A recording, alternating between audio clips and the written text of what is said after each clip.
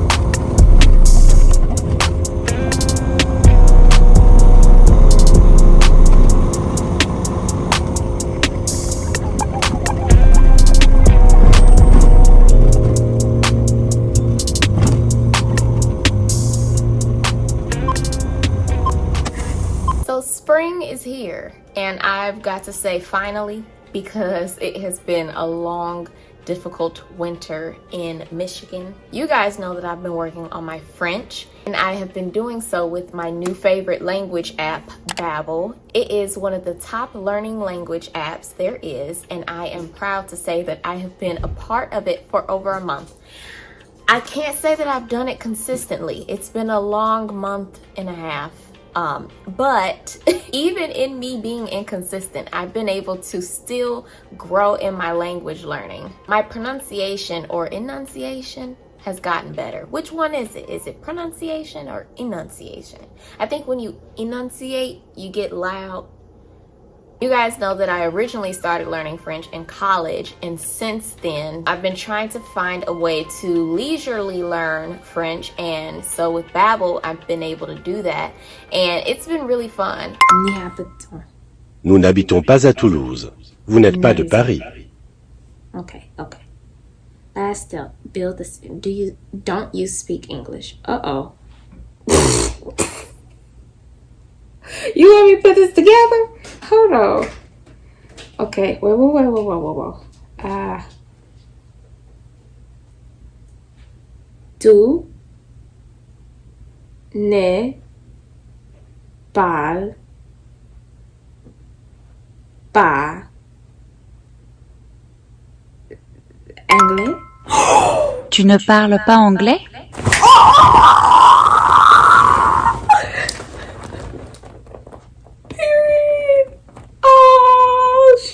Okay, wait. Don't you speak German? I'm sorry, Pepper. Oh, wait. Vous ne parlez pas allemand. Vous ne parlez pas allemand?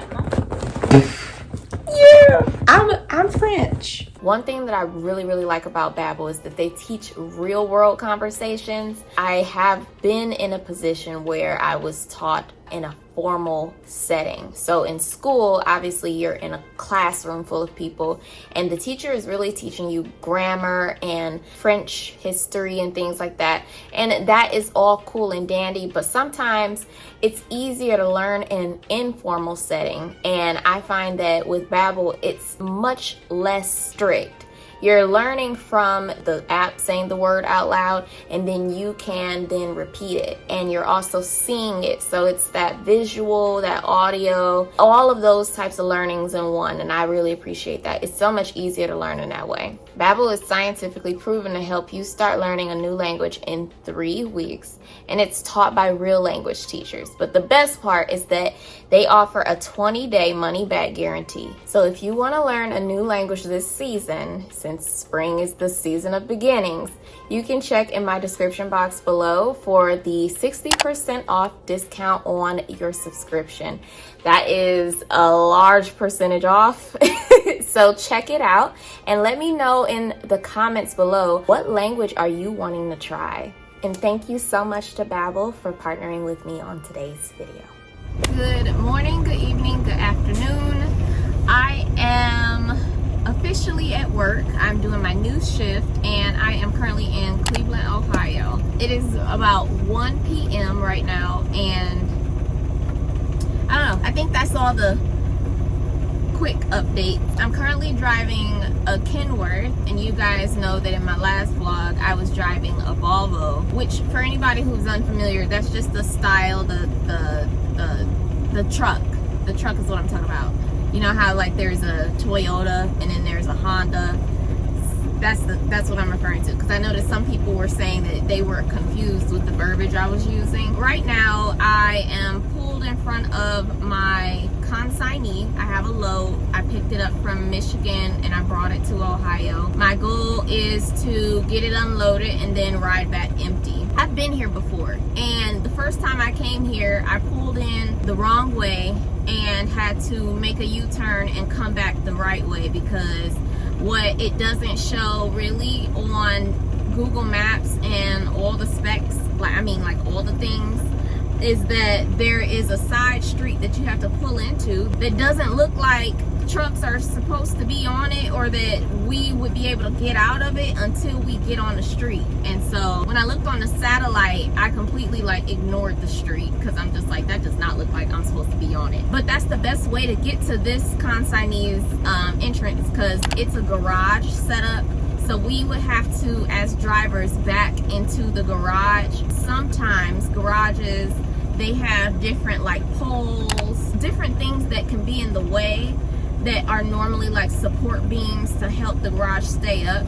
That would make it a little more difficult to back into it, because you can't just pull in all willy-nilly. The problem with going the other way is that if I pull in from the other side, I will end up pulling this way, which would mean that I'd have to back into this garage blind.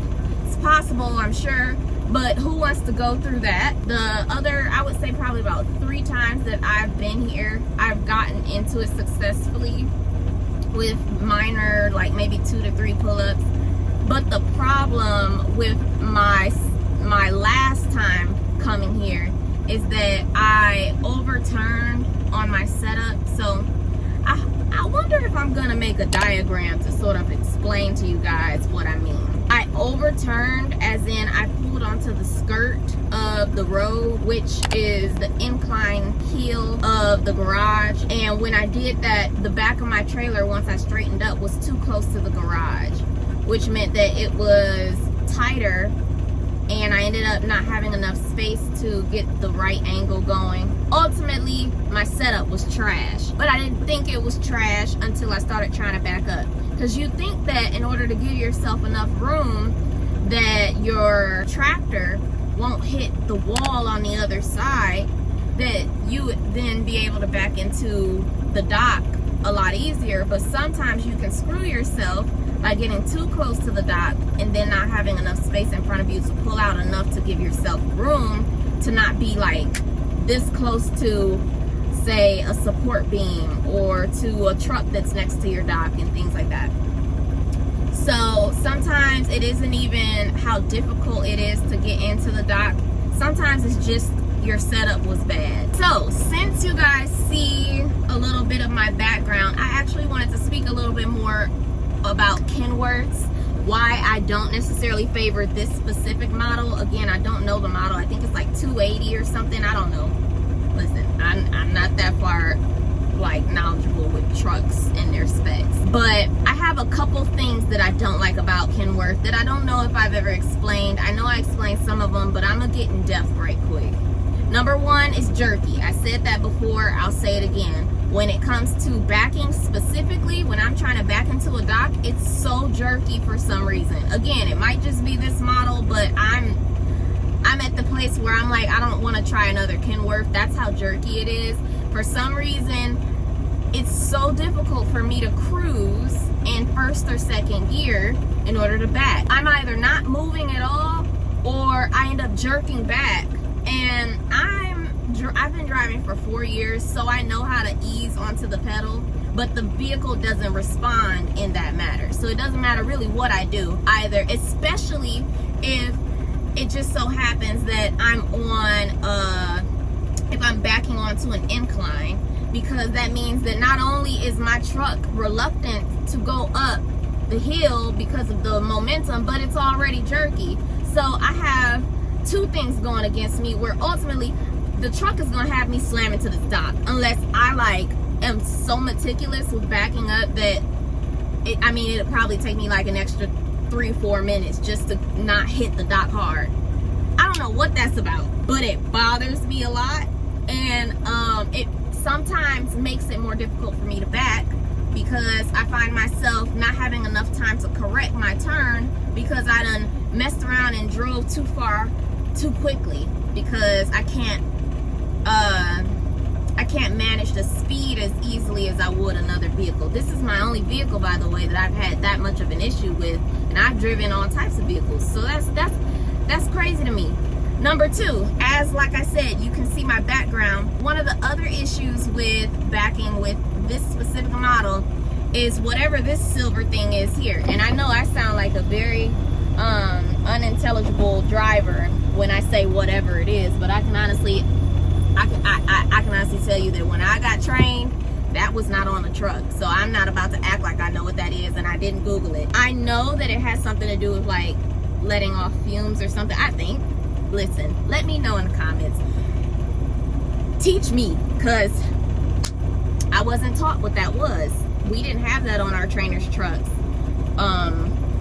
So either way though, regardless of what it is, it's in the way of my view. You can see that had that not been there, you would be able to see past it. You'd be able to see whatever is in that view, but it's in the way. Obviously, that means that if I'm looking out the window, it's in my way to back up. That means I have even less of a viewpoint for when I'm backing, and I need that sometimes, because sometimes it tells me if I'm too close to a truck, or if I'm too close to a support beam or whatever. When you add that to the fact that I'm barely able to manage my speed, it just ultimately makes backing a little bit more difficult. I'm sure that if I was driving a Volvo to this location, I would most likely cut my time backing in like 3/4 the time, because I'm sure some of my issue isn't even how difficult it is to back into this garage, because I'd honestly say if I was looking at it objectively, I'd say it's not that difficult. But with this truck, it does add a little bit of difficulty. And then last but not least, it doesn't necessarily interfere with my backing at all, but I do recognize it's a deficit as far as what I would appreciate in a truck. This specific model does not have hood mirrors. I don't know, actually. I can almost say that I've never driven a truck that didn't have hood mirrors before. Again, in that area, I'm still not as knowledgeable on if it's more common for trucks to have hood mirrors, or if that's like a newer thing with newer trucks. Because understand, I've only really driven with larger companies, and you know their turnover for trucks is pretty fast. They often get the newer models quicker than they keep older models. But even when I was trained with my truck in training school, I want to say there were hood mirrors on it. I could be lying though. Either way, hood mirrors help in my viewing when I'm changing lanes, because they're in the front, and so it sort of helps with my blind spot. It would help to be sure that nobody's in my lane. So sometimes when I don't have a hood mirror, and say I'm looking to my right and I'm looking out my side mirrors, that's only showing me everything after the side mirrors, but my hood mirror is showing me everything after my hood mirror, which means there's like a nice car length worth of space that I would have to look over my engine compartment, pretty much the front of the truck, in order to say if there's a car there or not. And I would honestly appreciate if there was just a mirror there for all trucks, so that we can make sure there's no car in between the front of my truck and the side mirror. Does that make sense? It hasn't proven to be an issue, and I'm sure clearly, being that this truck doesn't have hood mirrors, that it's not mandatory for truck drivers, but it is necessary, I'd say. And I like having as much viewing as possible. I'm so mad. I thought I was recording when I backed up, but I guess I didn't press record or something. But I'm in the dock now. This is the garage. It took me maybe 3 pull-ups, but it went really smooth this time, and I can attribute that to learning from my mistake last time. So that's the one thing I will say about truck driving. It may be stressful in some situations, but you learn from your mistakes and it helps you to improve. And I will admit that this garage, I might be better at it, because if you watched my previous vlogs, I was doing tight backings in that facility that was an enclosed garage. This garage is technically outdoors. The one that I was backing into was inside of a building, and so there were a lot more things in my way. So I honestly feel like this is like half the issue. This is nowhere near as difficult as the docks that I was doing last week and before that. So I wish I could have recorded it for you guys. That really upset me, because I'm like, dang, I was whipping it. I was doing really good. But yeah, either way, I still have not eaten. I'm about to try to eat real fast, and it is 1:35, so they got done really quick.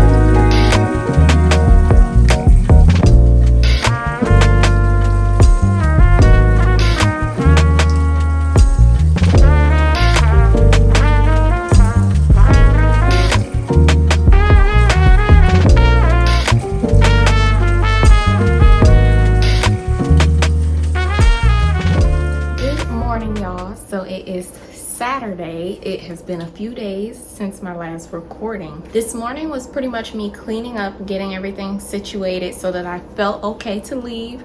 And now what I'm about to do, I have a couple errands I want to run. First things first, I'm about to go and get my it's not even a manicure, or I guess it is a manicure, but I'm just going to get some shellac on my nails until I learn how to do it myself. And then also get a pedicure because I definitely need it. Also, I am going to go to Target because I want to check out a couple things. I don't know if I'm going to record that though, but if I purchase something, I'll show you guys when I get back.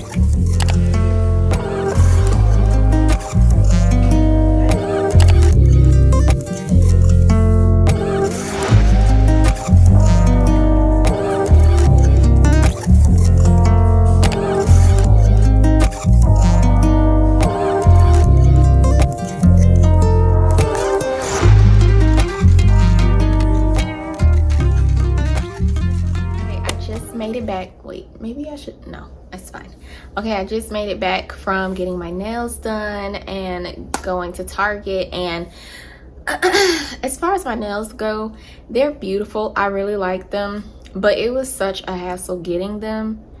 that I don't know, maybe I'm not gonna go back to this shop. One of my pet peeves is when you go and get a service done and they make you feel bad for requesting certain things. And I just don't get that. Like, I don't get how you can go to something like getting your hair done or going to get your nails done, and the moment you say, can you shape that up this way, or can you put another coat on, or something like that, now they have an attitude. It's almost like they're taking it personal, and I barely get that type of attitude. But today I went and got my nails done, and it just so happened I had the same guy that I had 2 weeks ago who did the same nails that I'm requesting done again.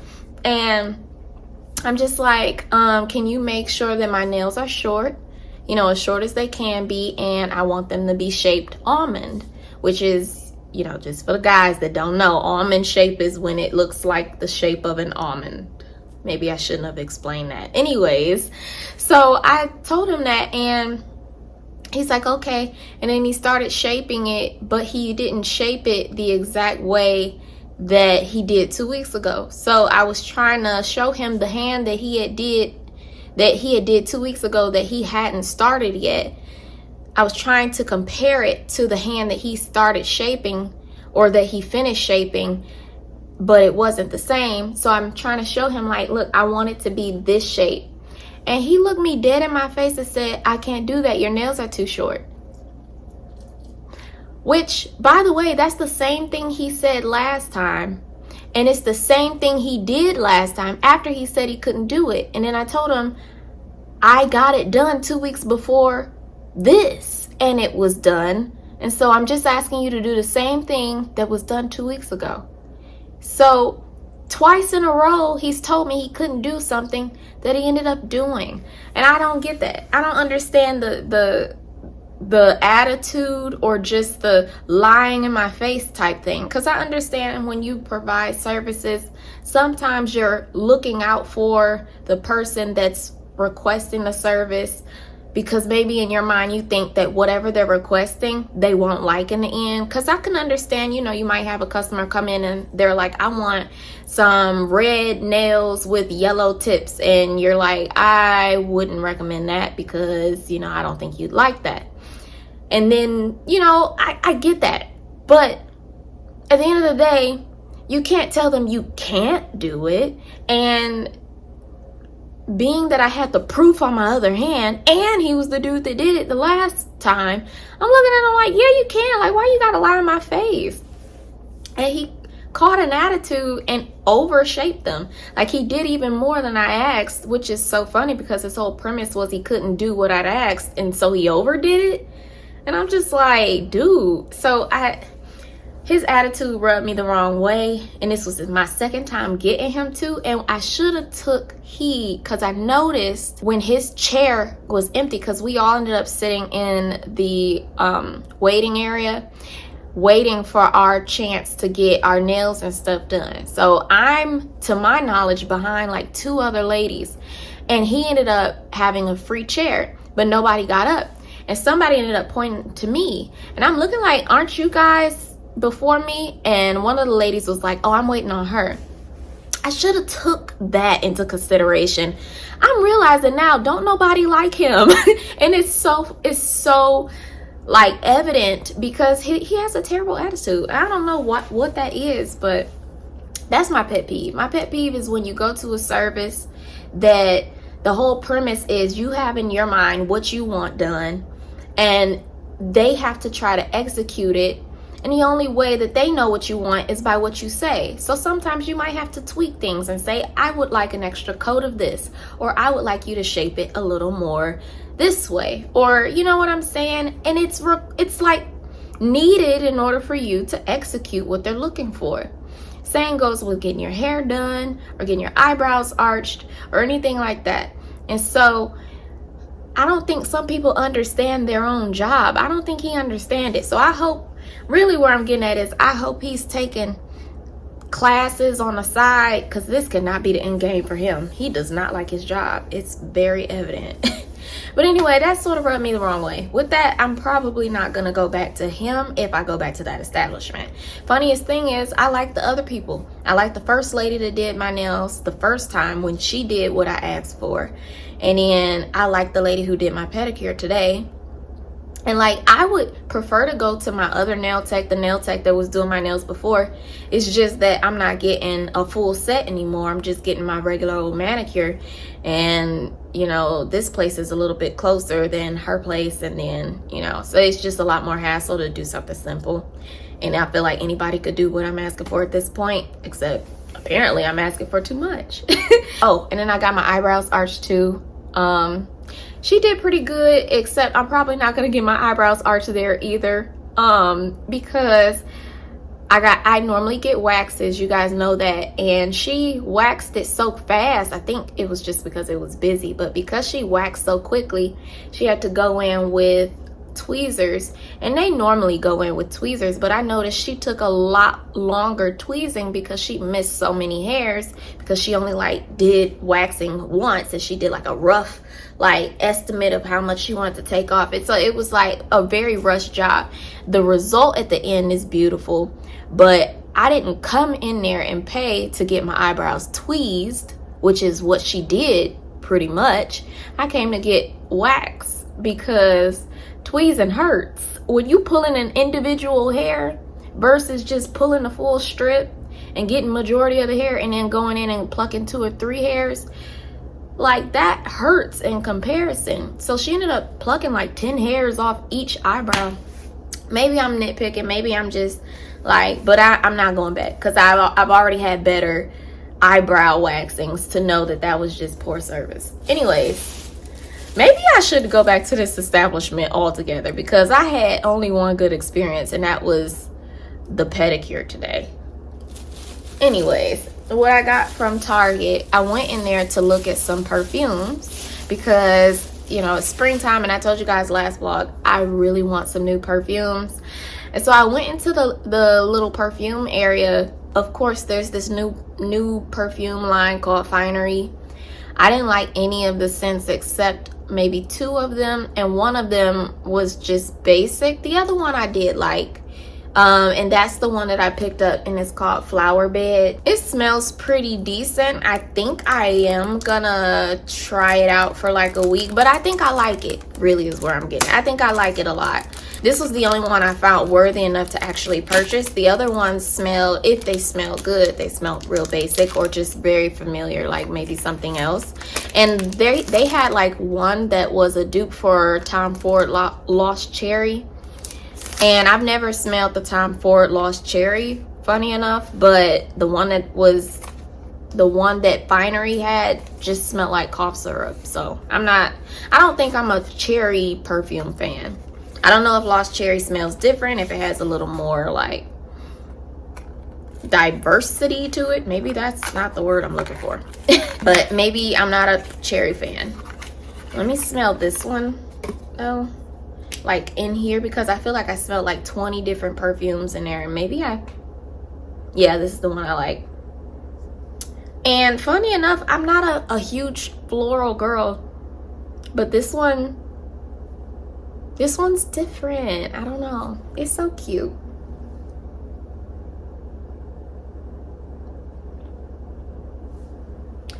So yeah, I got this, and then also I got some lotion, some EOS lotion. This is in the scent Pomegranate Raspberry, and I really like the raspberry scents generally, and I noticed that a lot of girls like the EOS brand of the Vanilla Cashmere scent, and that smells so good. But I wanted to try this, and it smelled really, really, really good in the store, and it smells so good.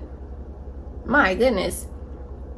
I'm not gonna lie though, it smells a little bit like shampoo, but in the best way. It smells good. I would definitely, I can't wait to wear this.